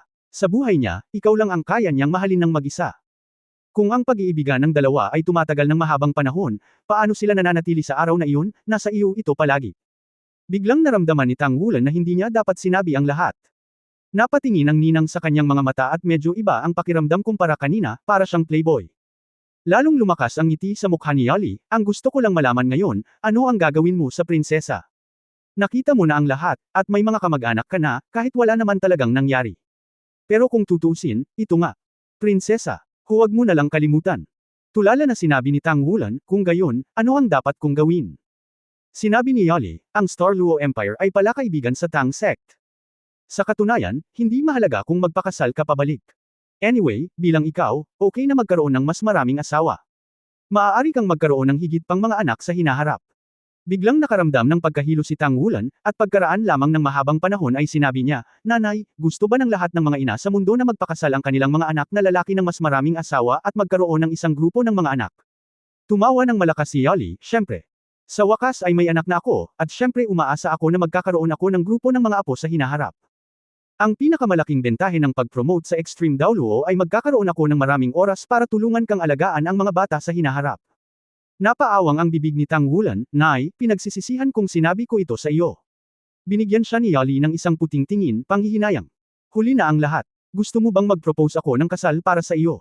Pumunta ka sa palasyo. Huwag. Nagulat si Tang Wulan, Nay, huwag mo akong kulitin. Sa tingin ko ay dapat tayong umalis ng maaga sa Xingluo at umuwi sa lalong madaling panahon. Gusto ko lang tumakas ngayon. Nang makita ang kanyang nahihiyang hitsura, biglang naramdaman ni Yali na mula nang makilala niya ang anak na ito, ang kanyang kalooban ay palaging mas maganda kaysa dati. Hindi ka ba magiging responsable sa iba? Nakangiting tanong ni Yali. Sinabi ni Tang Wulan na may mapait na ngiti, ano ang responsibilidad ko? Mabuti kung hindi ko ito panagutin. Napangiti si Yali, kung ganoon, kailangan talaga nating umalis ng mas maaga. Kung hindi, hindi magiging problema ang mapipilitang umuwi ng maharlikang pamilya. Sa wakas ay tumakas si Tang Wulan. Bagamat medyo na-depress siya nang kinukulit siya, bilang isang bystander, mas naging komportable siya sa pagsusuri ni Yali. Lalo na sa pangungusap na iyon, maaari ka lang niyang mahalin sa buong buhay niya, at ito ay nagpaparamdam sa kanya bilang isang katiyakan. Nakipag-ugnayan kay Smilang Daoluo, orihinal niyang binalak na umalis sa isang araw o dalawa. Si Tang Wulan ay mayroon ding appointment upang makipag-usap sa kanya, ngunit ngayon sa ganitong sitwasyon, naramdaman niyang mas mabuting umalis siya ng maaga. Si Dai Yuner ay nagsimula ng magdroga sa kanyang sarili, at alam ng Diyos kung gagamitin niya ang kapangyarihan ng bansa para panatilihing malakas ang kanyang sarili. Sa makatuwid, wala siyang pakialam sa pakikipag-usap kay Long Yu at sa iba pa, natagpuan niya si Nakangiting Daoluo, at sinabi sa kanya na iiwan niya si Xingluo kasama ang kanyang mga kaibigan ngayon at babalik sa kontinente ng Daoluo. Bagamat medyo nagulat si Smilang Daoluo, nagmadali siyang magayos. Sa kalagitnaan ng araw, si Tang Wulan at ang kanyang mga kasosyo ay nasa sasakyan na ng Tangmen at dumiretso palabas ng Xingluo City. Star Luo Empire, imperial na palasyo. Ano? Tiningnan ni Dai Tianling ang anak na babae sa kanyang harapan na may magandang ekspresyon. Sa orihinal, hindi niya masabi ang pagkabalisa nang tingnan niya ang maitim na bilog sa ilalim ng mga mata ng kanyang anak, ngunit nang marinig niyang sinabi ni Dai Yuner na nabigo siya, at may ibang tao na natulog kasama si Tang Wulan kagabi, galit na galit siya. Ito ang palasyo. Walang nakakaalam ng pumapasok. Sa kabutihang palad, nagpadala ako ng isang tao upang makinig sa mga ugat ng bintana magdamag. Ito ay isang kahihiyan lamang. Hindi siya makatayo sa isang hininga, halos mawalan siya ng malay at pasuray-suray na maupo sa isang upuan. Nang makita ang pangit na mukha ni Itay, nagulat si Dai Yuner, at nagmamadaling sumandal upang tulungan siyang haplosan ang kanyang dibdib at hampasin ang kanyang likod. Paano ito nangyari? Nakakahiya. Umungol si Dai Tianling. Ang anak na babae ay nag-post ng baligtad, ang ganitong uri ng bagay ay sapat na kaiyahiya, ngunit ang baligtad na pag-post ay nabigo, at ito ay nagpapalayo sa pamilya. Ito ay simpleng. Sinabi ni Dai Yuner na may matagal na takot, Ama, sa totoo lang, medyo nagpapasalamat ako. Tang Wulan, siya. Hindi siya tao. Hindi sila tumigil kagabi. Malapit nang gumuho ang aking higaan. Kung papalitan ko ito, Natatakot ako. Napatulala si Dai Tianling. Ang mga lalaki ay napakasensitibo sa kakayahang iyon. Sa pagtingin sa kanyang anak, hindi niya maiwasang mataranta. Kahit bilang Mingjun, hindi niya alam kung ano ang gagawin sa mga oras na ito. Hindi masisisi si Tang Wulan, tama ba? Ang anak na babae ang nagdala sa kanila dito. Ayon sa orihinal na plano, kailangang mahuli sila sa palasyo upang sila ay magkagulo. Pinipilit si Tang Wulan na pakasalan si Dai Yuner. Ngunit sa ganitong sitwasyon, ano ang dapat niyang gawin? Pare, ako, hindi ko na alam ang gagawin ko. Umiiyak si Dai Yuner. Magulat, kamahalan, kalalabas lang ng Tangmen Motorcade sa Xingluo City. Wala na. Saglit na natigilan si Dai Tianling, unti-unting bumawi ang kanyang mukha, at bumantong hininga, okay lang. Sa totoo lang, may pag-aalala pa rin siya. Kung dumating si Tang Wulan upang humingi ng hustisya, na nagsasabing ang kanyang anak na babae ay magre-resete ng gamot, ito ay isang bagay. Mas nakakadiri. Ngayong tumakas na si Tang Wulan, sa wakas ay may resulta na ang bagay na ito. Maaari lamang ito. Yuner, hayaan mong ipakita sa iyo ng emperador ang isang mahal. Napabuntong hininga si Dai Tianling. Sa sandaling ito, tila siya ay ilang taong gulang. Malakas na umiling si Dai Yuner, hindi, ama, hindi na mag-aasawa si Yuner. Si Yuner ay mananatili sa iyong tabi upang hintayin ka. Ama, si Yuner ay hindi mabuti, kaya nag-aalala ka. Hanggang sa umalis ako sa Xingluo City at nakarating sa highway. Tunay na gamaan ang loob ni Tang Wulan. Sa wakas nakapasa sa antas na ito. Nakangiting si Dao Luo ay nasa iisang sasakyan pa rin kasama niya. Sa nakaraang karanasan ng pag-atake ni Pluto Dao Luo, kinailangan pa niyang personal na ipadala si Tang Wulan sakay para ma-relieve. Ang kanyang sariling cultivation base ay hindi kasing lakas ng Holy Spirit Dao Luo, at hindi niya namalaya na ang Sect Master sa kanyang paligid ay hindi sinasadyang nakapasok sa may titulong Dao Luo level. Mukhang may iniisip ang Sect Master. Bakit ka nagmamadaling umalis? Tanong ni Hu Jia. Mapait nang umiti si Tang Wulan, wala lang, medyo nag-aalala lang sa sitwasyon sa Dao Luo continent. Ang Holy Spirit cult ay mas malakas kaysa sa inaakala natin. Ang pundasyon ng Tang sect natin ay nasa panig ni Dao Luo, kaya dapat tayong bumalik ng maaga para makasiguro. Mataimtim na tumanggo si Hu Jia, oo. Hindi ko inaasahan na buhay pa pala si Pluto Dao Luo. Ang pagkakaroon ng ganoong kalakas na tao ay talagang nagpapahirap sa atin. Sa palagay ko ay malamang na ang banal na espiritu ay nagtuturo sa isang emperador, dalawang emperador, at apat na dakilang Panginoon. Isa sa mga makalangit na hari. Ngayon sa mainland, ang mga taong unang makakatalo sa kalangitan ay talagang bihira. Kung wala siyang dakila, marahil ay bihira siyang maging dakila. Tao noong panahong iyon. Sa pagkakaroon ng konsepto ng antas ng limit Dao Luo, iniisip ang sitwasyon sa araw na iyon, tumanggo si Tang Wulan na may malalim na pagsang-ayon, ang kapangyarihan ng Pluto Dao Luo ay talagang nalampasan ang kategorya ng tao. Pagkatapos bumalik sa oras na ito, tatalakayin ko rin sa Amorous Miansaya kung paano ito haharapin sa hinaharap. Kung ang Spirit Pagoda ay talagang nakipagsabuatan sa buong Holy Spirit Sect, kung gayon ito ay magiging sanhi ng malalim na antas ng Espiritu Santo, kung gayon ito ay magdudulot ng malalim na sekta sa Espiritu Santo sa kuna. Sinabi ni Hu Jia, kahit sa mga high-level powerhouses, hindi sila makakalaban. Ang isang Malajos ay katumbas ng tatlong demigod. Kahit na mayroong Holy Spirit Dao Luo, hindi bababa sa dalawang extreme Dao Luo ang makakalaban nitong Pluto Dao Luo. Hindi banggitin na may iba pang malalakas na tao sa banal na espiritu.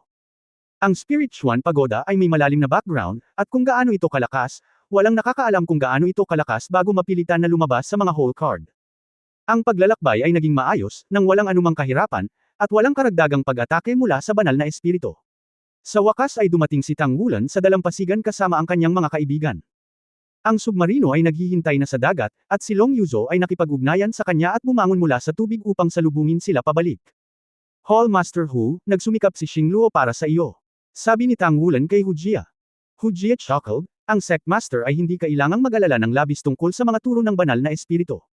Nakikita ko ang malaking pag-asa sa iyo at sa iyong mga kaibigan. Sa makatuwid, dapat mong alagaan ang iyong sarili. Ikaw ang aming sekta ng Tang. Ito rin ang pag-asa ng Shrek Academy. Ang tagumpay ng limang Diyos ay naging tunay na tanyag kay Tang Wulan sa kontinente, at ang tatlong kontinente ng Dao Luo, Xingluo, at Daoling ay dumadagandong na. Sa pagbabalik na ito, marami siyang pagbabagong haharapin kumpara sa dati. Mas mabigat ang mga responsibilidad, pero mas malakas din siya. Nauunawaan ng Holy Spirit cult ang mga panganib at problema na maaaring dalhin niya, at pagkatapos lamang ay nag-imbita ng isang superpower tulad ni Pluto Dao Luo na harapin siya, upang sakalin siya sa duyan. May isip kung gaano sila nag-aalala tungkol sa paglaki ni Tang Wulan. Sa mga mata ni Hu Jia, ang Sect Master na ito ay tiyak na magiging ultimate Dao Luo sa hinaharap. Bukod dito, hindi ito kasing simple ng isang ordinaryong extreme Dao Luo. Matapos lumipad sa submarino at kumaway muli kay Smile ang Daoluo sa dalampasigan, sunod-sunod na pumasok si Tang Wulan at ang kanyang mga kaibigan sa submarino. Sa pagsasara ng hatch, dahan-daang lumubog ang submarino, tulad ng isang higanteng hayop na lumubog sa dagat. Matapos ang napakahabang panahon, matagumpay na natapos ang misyon ni Tang Wulan sa Daoling at Xingluo. Masasabing sobra-sobra na ito. Sa oras na ito, maaari siyang ituring na Tang Sect Master na tunay na kinikilala ng buong Tang Sect. Wulan, kailangan mong magmadali upang magsanay sa iyong paglalakbay pabalik. Samantalahin ang katotohanan na walang sinumang nababagabag sa kalsada, patatagin ang iyong kaharian, at maghanda upang pagsamahin ang ikasyam na Spirit Ring. Pagkatapos mong bumalik, ikaw ay magiging isang tunay na title Daoluo. Sinabi ni Yali kay Tang Wulan said. Tumango si Tang Wulan. Sa pagkakataong ito nang dumating siya sa dalawang bansa, nagpunta siya mula sa isang Soul Sage hanggang sa may titulong Daoluo level na parang triple jump sa loob lamang ng kalahating taon. Kasabay nito, isinama niya ang 3-character battle armor. Masyadong malaki ang mga pagbabago. Bagamat siya ay nagsusumikap upang linangin, ang kanyang kaharian ay hindi dapat maging partikular na matatag. Ang paglalakbay pabalik ay tumagal ng higit sa 2 buwan, at ito ay isang magandang panahon para umatras. Pagkatapos bumalik, sa kanyang kasalukuyang reputasyon, kasama ang Shrek Academy at ang Tang Sect ay may napakaraming bagay na dapat harapin, mahirap umatras ng ganoon katagal. Kailangan ding umatras ng Holy Spirit Daoluo at magsikap na makapasok sa antas ng isang demigod mula sa isang quasi-demigod sa lalong madaling panahon. Saka lamang ito maituturing na isang tunay na limitasyon ng Daoluo. Mula nang magkaroon ng anak ni Tang Wulan, na-promote na siya hanggang sa limitasyon, at pakiramdam niya ay bago na rin siya. Star Luo Empire, Star Luo City. Nakatayo sa tuktok ng stargazing platform, ang pinakamataas na gusali sa palasyo, si Dai Yuner ay tumingin sa malayo, na may ulap na umaalon sa kanyang maningning na mga mata. Kung tutuusin, wala pa ring tadhana. Kuya Wulan, hiling ko sa iyo ang lahat. Mabilis ang pagsulong ng submarino sa dagat. Bagamat ang mismong submarino ay napakalaki, isa pa rin itong patak sa karagatan sa malawak na kalawakan ng dagat. Si Tang Wulan man o ang iba pa, masikap silang nagsasanay sa kanilang mga kabin. Si Yuan Enyahui at Ye Xinglan ay nagsusumikap na kumpletuhin ang natitirang 3-character na battle armor para sa lahat. Ayon sa kanilang mga kalkulasyon, kapag bumalik sila sa Daoluo Continent, karaniwang lahat ng 3-character battle armor ng 7 Devils ay maaaring makumplito. Sa oras na iyon ang buong koponan ay muling isisilang muli. Lahat sila ay naglilinang ng mas mahirap kaysa dati. Ang 5 Diyos ni Tang Wulan ay hindi lamang nagpapasigla sa mga tagalabas, ito rin ay lubos na nagpapasigla sa kanyang sariling mga tao. Napakabilis ng kanyang paglaki, maging ang kanyang espiritong kapangyarihan ay nalampasan ang lahat. Nakarating na sina Yuan Enyahui at Ye Xinglan sa gilid ng 8th ring at malapit nang makapasok. Kapag nakumpleto na ang pambihirang tagumpay, maaari itong isama sa diwan ng Fairy Grass, na nagtataglay ng 100,000 taong Spirit Ring, at higit pang pagbutihin ang antas ng paglilinang. Ang mga miyembro ng Long Yuzo at Blood Dragon Team ay napabuti rin ang kanilang bilis sa panahong ito. Lalo na sina Long Yuzo at Jiang Wuyo, pagkatapos makatanggap ng ilang patnubay mula sa Holy Spirit Daoluo, lahat sila ay masasabing mabilis na umunlad. Ang pagsunod sa isang taong tulad ni Tang Wulan, gaano man siya umunlad, hindi siya makakaramdam ng pagmamataas. Dahil ang layunin sa unahan ay tila pabilis ng pabilis. Biglang tumunog ang mahinang hagong, na nagpagising kay Tang Wulan sa pagmumuni-muni. Ito ay sirena. Dahan-daang iminulat ang kanyang mga mata, tumayo si Tang Wulan na may mga pagdududa. Dahil siya ay nasa retreat, walang nang-ahas na istorbohin siya, ngunit ang kanyang pandinig ay nahuli pa rin ang tunog ng alarma. Hindi lamang siya, ngunit ang Shrek 7 Devils at ang iba pa sa cabin ay gising na mula sa kanilang sariling pagsasanay. Anong nangyari? Kinuha ni Tang Wulan ang intercom sa daanan ng cabin at tinanong ang control room ng barko.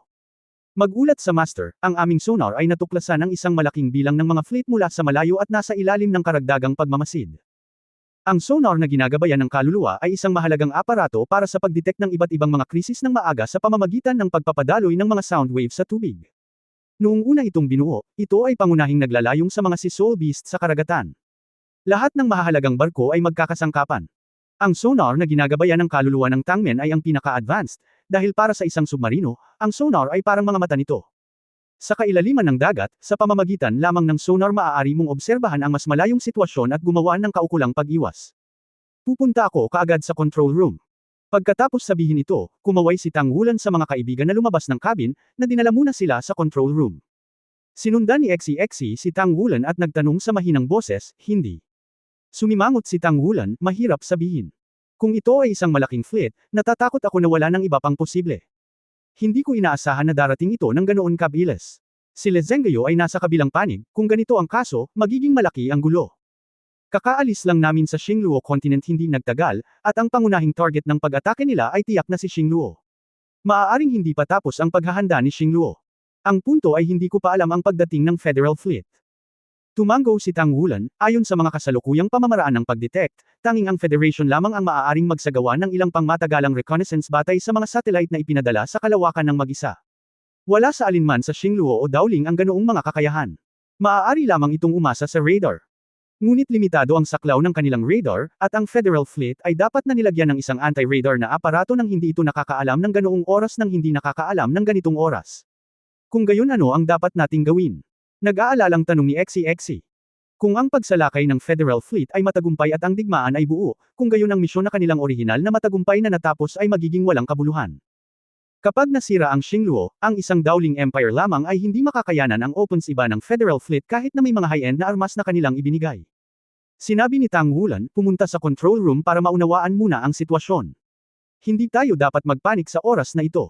Napakalaking kapalaran na matuklasan muna ang fleet kapag nagkataon. Hindi nagtagal, isang grupo ng mga tao ang dumating sa pangunahing control room. Mabigat ang mukha ng kapitan, nakita niyang nagmamadaling binati siya ni Tang Wulan, ang master. Nagtanong si Tang Wulan, maaari mo bang matukoy ang pinagmulan ng armada? Mayroon pa ring mga numero. Sinabi ng kapitan sa malalim na boses, ito ay hindi posible sa sandaling ito, dahil ang distansya ay napakahaba, ngunit maaari itong hatulan sa pamamagitan ng sonar na mayroong isang napakalaking bagay na gumagalaw sa ibabaw ng dagat, at mayroong higit sa isa. Ito ay maaari lamang ang armada. Ayon dito, sa paghusga mula sa karanasan, ang Federation lamang ang maaaring magkaroon ng isang fleet ng ganitong laki. Kaya, bahagyang tumanggo si Tang Wulan, naiintindihan ko. Maaari ba nating kontakan sina Xingluo at Dowling ngayon? Umiling ang kapitan at sinabing, hindi, sa dagat, hindi talaga maipapadala ang signal natin. Bagamat hindi ito masyadong malayo sa Star Luo Empire, makukontak lang natin sila kapag lumutang na tayo. Ngunit sa mga advanced na radar at sonar system ng Federation, kapag lumutang na tayo, makikita tayo. Kung ganoon, nasa panganib tayo. Ang Federal Fleet ay nilagyan ng lahat ng mga espesyal na anti-submarine na sasakyang baril sa loob ng isang espesyal na anti-submarine na sasakyang pandagat.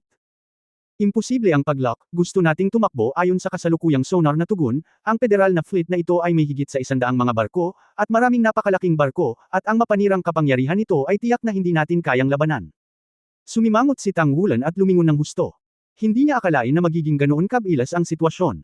Ang pinakamahalaga ay itago muna tayo, at hindi tayo matutuklasan nila, kung hindi, mas mahirap.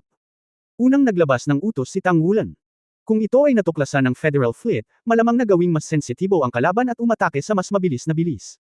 Sa kasong iyon, ito ay magiging higit sa katumbas ng pakinabang. Kalmado, kung mas sa oras na ito, mas kalmado ka dapat. Si Tang Wulan o ang kanyang mga kasosyo ay hindi aktwal na lumahok sa digmaan. Paanong hindi nila hahayaang tumibok ng mabilis ang kanilang mga puso kapag biglang dumating ang digmaan? Ang personal na lakas, sa harap ng isang makinang pangdigma tulad ng Federal Fleet, ay tila hindi gaanong mahalaga.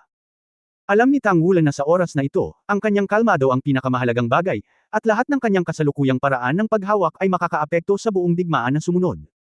Huminga ng malalim, at huminahon hanggat maaari, same time na sinabi ni Tang Wulan, kailangan nating gawin ang ilang bagay ngayon. Una, mahalagang kumpirmahin kung ang bisita ay ang Federal Fleet. Kung sakaling ang isa ay isang malaking bilang ng mga Sea Spirit Beast na naglalayag.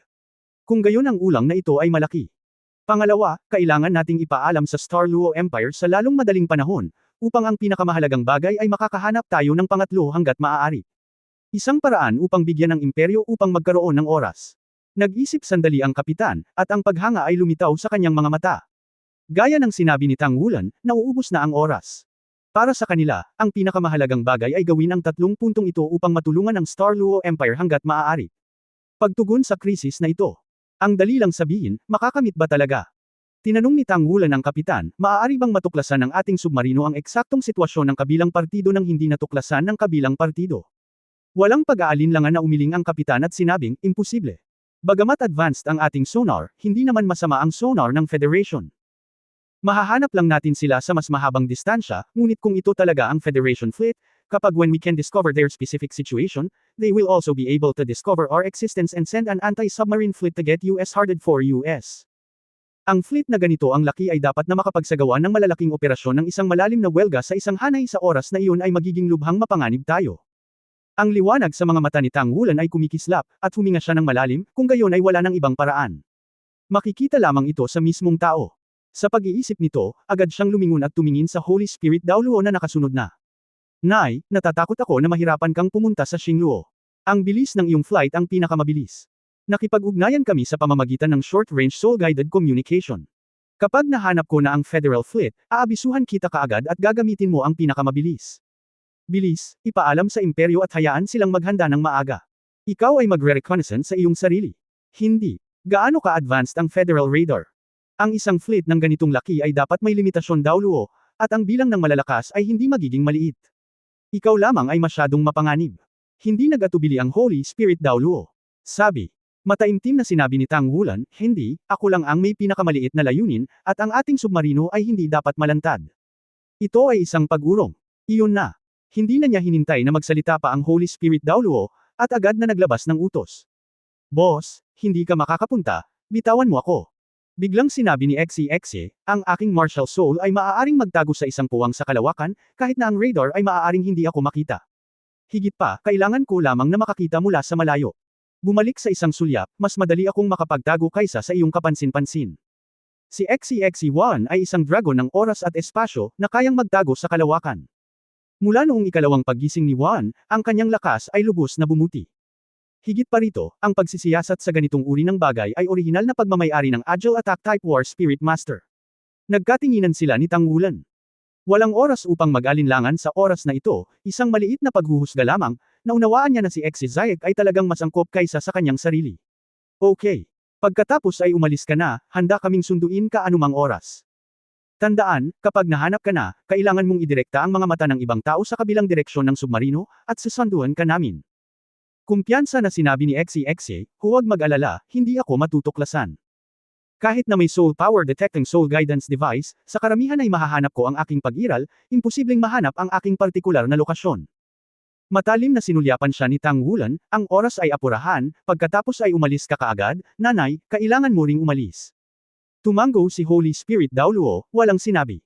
Nang makitang si Tang Wulan ay may lasa ng pagpatay at pagiging mapagpasyahan, siya ay nakahinga lamang. Ang kakayahang gumawa ng inisyatiba sa mga kritikal na sandali at magagawang harapin ang mga krisis sa maayos na paraan ay isang kinakailangang kakayahan upang maging isang pinuno. Kahit na ito ay mali sa huli, ito ay magiging isang napakahalagang karanasan sa paglago para sa kanya. Higit pa rito, naramdaman niyang nahawakan ito ni Tang Wulan ng napakahusay. Ang submarino ay dahan-daang lumutang, ang dalawang jet ay bumukas ng dahan-dahan, at dalawang airstream ang sabay na inilabas. Sina Xe at Sheng Daoluo, na nakasakay sa isang hugis kapsula na ejection cabin, ay sabay na pinaalis. Ang pinakamahalagang papel ng ejection bay na ito ay ang iligtas ang submarino mismo kapag nabigo itong lumutang. Sa buong submarino, mayroon lamang 10 tulad na mga ejection bay, na sapat na upang mailabas ng daan-daang metro sa tubig, at pagkatapos ay lumutang sa sarili nitong may buoyancy. Ang panloob na presyon ay maaari pa ring mapanatili, at ang gastos ay napakataas. Kahit na ang Federation ay mayroon ding pananaliksik sa submarino, ang naturang aparato ay ganap na wala. Umalis sila, at sinabi ni Tang Wulan sa kapitan, maaari lamang ipagkatiwala sa kanila ang mga gawain sa reconnaissance at notification. Ang kailangan nating gawin ngayon ay i-drag ang fleet at iulat ang status ng armas ng submarino. Oo. Tumango ang kapitan, ang submarino ay kasalukuyang nilagyan ng 16 na soul-guided shell na naglulunsad ng mga daungan, na maaaring maglunsad ng anumang uri at antas ng fixed-mounted soul-guided shell. Mayroong 4 na torpedo launching port, at 3 uri ng iba't ibang uri ng kapangyarihan ang maaaring ilunsad. Isda, ngunit ang pinakamalaking target ng mga barko, ay maaari lamang maging battleship level mismo. Type, interference type at blast type. Ang blast type ay ang pinakamakapangyarihan at ang interference type ay pangunahing nagpapalabas ng iba't ibang electromagnetic waves at sonar waves para mag-induce ng reconnaissance ng mga ships, na nagiging sanhi ng kanilang reconnaissance error sa kasalukuyan sa mga tuntunin ng interference na mga torped. Sinabi ni Tang Wulan, ilan ang gamit na mga shell na ginagabayan ng kaluluwa. Nabuhayan ng loob ang kapitan at sinabing may kasabikan, na isakatuparan namin ang pinakamataas na antas na pagpupulong sa paglalakbay na ito, kabilang ang 3 na antas na fixed-mounted soul-guided shell, 12 8-level fixed-mounted soul-guided shell, at 7-level fixed-load soul. Mayroong 24 na guided artillery shell, at mayroong higit sa 100 na fixed-mounted shell na may higit sa 100 artillery level. 5. Kahit na ang kagamitan ng mga barkong pandigma ay tiyak na hindi kasing husay ng sa atin ng submarine ay hindi maaaring gumamit ng konbensyonal na artillery na ginagabayan ng kaluluwa upang labanan, ang mga nakapirming mga bala ng artillery na ginagabayan ng kaluluwa. Bahagyang tumango si Tang Wulan, alam niyang ito ang kanyang mga hole card, at kailangan niyang ipasa ang mga whole card na ito upang maantala ang malaking federal na fleet. Kung gusto mong maantala ang fleet na ito, mayroon ka bang anumang mungkahi? Tanong ni Tang Wulan sa kapitan. Nag-alinlangan ang kapitan, Sect Master, wala na tayong pagkakataon. Natigilan si Tang Wulan, hindi niya inaasahan na ang sagot ng kapitan ay magiging napaka-desisyon. Wala na bang pagkakataon? Tumingin sa kanya si Tang Wulan ng may pagtataka, hindi ba ang submarine natin ang pinaka-advanced ngayon? Mapait na ngumiti ang kapitan, ang submarino natin ang pinaka-advanced, ngunit ang kinakaharap natin ay ang pinakamakapangyarihang fleet din sa mundo. Ayon sa mga naunang balita, ang digmaang ito ay ang Poseidon Fleet, East China Sea Fleet at North Sea. Ang coalition forces ng tatlong major fleets. Ito ay halos kalahati na ng Federal Navy ng kapangyarihan ng mga ito. Sapat na para sirain ang buong Star Luo Empire. Lahat sila ay nilagyan ng pinakamahusay na iba't ibang mga armas na ginagabayan ng kaluluwa. Huminga ng malalim si Tang Wulan, hindi ba okay ang malayuang harassment? Ang sabi ng kapitan, okay lang ang harassment, pero kapag nagsimula na, masyadong mataas ang posibilidad na matuklasan. Ngayon lahat ng malalaking federal na fleet ay nilagyan ng sarili nilang malaking radar Skynet system. Maaari nitong saklawin ang lahat ng nasa itaas at ibaba ng dagat. Kami. Maliban kung sumisid ka kaagad sa malalim na dagat pagkatapos ng paglulunsad ng isang beses at hindi magpakita, tiyak na makikita ka na. Wala na tayong pagkakataon para sa pangalawang panggigipit. Ang sitwasyon ay mas mahirap kaysa sa inaasahan, at hindi inaasahan ni Tang Wulan na magiging napakalakas ng Federal Fleet. Ayon sa sinabi ng kapitan, halos wala silang pagkakataon. For more videos, please like, share and subscribe.